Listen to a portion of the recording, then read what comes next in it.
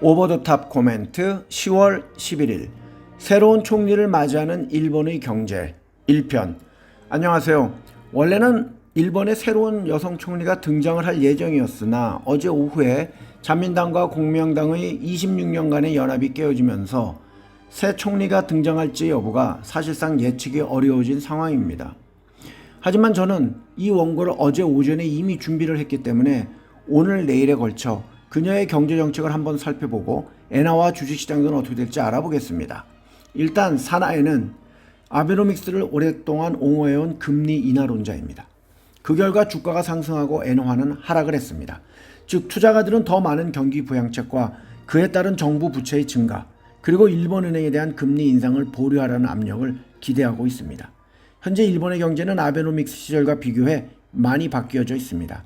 당시 일본은 20년간 디플레와 침체된 성장 그리고 수출 의존형 경제의 타격을 준 엔화 강세를 겪었습니다. 하지만 현재 일본은 반대로 엔화 약세로 인해 원자재 가격이 상승하면서 기업들이 가격을 인상하고 3년 넘어 인플레가 2%를 넘고 있습니다. 생활비의 상승은 7월에 있었던 참의원 선거에서 자민당이 엄청난 패배를 겪은 주요 원인으로 보여집니다. 문제는 사나이가 일본은행에 대한 정부의 영향력을 저항립하겠다고 약속하면서 통화정책에 대한 정치적 간섭에 대한 우려가 커지고 있습니다. 현재 미국, 뉴질랜드, 인도네시아 등 전 세계 중앙은행의 정책이 새롭게 바뀐 정치 리더십으로부터 점점 더 큰 압력을 받고 있는 가운데 일본 또한 비슷한 모습입니다. 그녀는 경선 승리 후에 다음과 같이 말했습니다. 정부는 재정 및 통화정책에 대한 책임을 져야 합니다. 그러면 일본은행이 가장 적절한 방안을 고려할 것입니다라며 성장세 회복에 집중해야 한다고 강조했습니다. 그녀의 이러한 발언은 2년 전에 취임한 오너한 학자이자 일본은행 총재인 가즈오 우에다에게 큰 정치적 압박이 될 수 있습니다. 하지만 그녀의 이러한 도전은 인플레의 위험, 엔화의 급격한 하락, 그리고 자민당의 약한 입지 때문에 완화가 될 가능성이 높습니다. 이런 상황은 그녀의 정치적이자 정신적인 멘토였던 아베가 겪지 않았던 문제입니다. 정부와 일본은행 간의 의견 차이는 향후 금리의 인상 범위와 시기에 대한 의사소통에서 더 많이 드러날 가능성이 높고 이런 사실만으로도 시장에 변동성을 주기에 충분합니다. 현재 일본은행 내부에서는 그녀가 통화정책에 개입하고 금리 인상을 억제하려 할 가능성이 매우 높다고 우려하고 있습니다. 1998년에 발효된 법률에 따라 일본은행은 명목상 독립성을 누리고 있지만 침체된 경제에 대한 통화 지원을 확대하라는 과거의 정치적 압력으로부터 보호받지 못했습니다.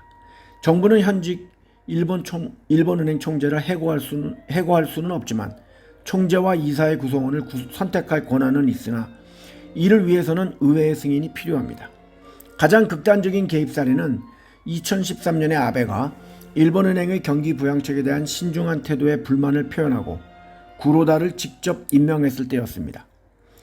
여자 아베 또는 보수 여제라는 별명을 가질 정도의 사나이는 확장적 재정 및 통화 정책을 옹호하는 고문들의 영향을 많이 받았습니다. 하지만 아까도 말했듯이 아베 때와는 달리 사나이 정책은 경제적이고 정치적인 현실에 의해 제약을 받을 가능성이 높습니다.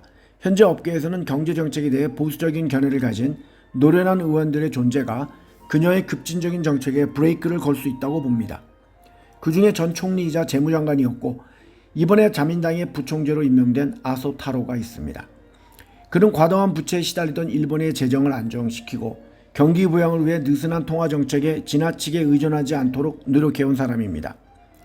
아베 때와는 달리 현재 자민당은 불안정한 정치적 기반에 놓여 있으며 의회에서 총리로 선출되는 데 필요한 표를 얻지 못할 위험에도 직면해 있습니다. 즉 그녀가 총리로 지명을 받지 못할 가능성도 있다는 것입니다.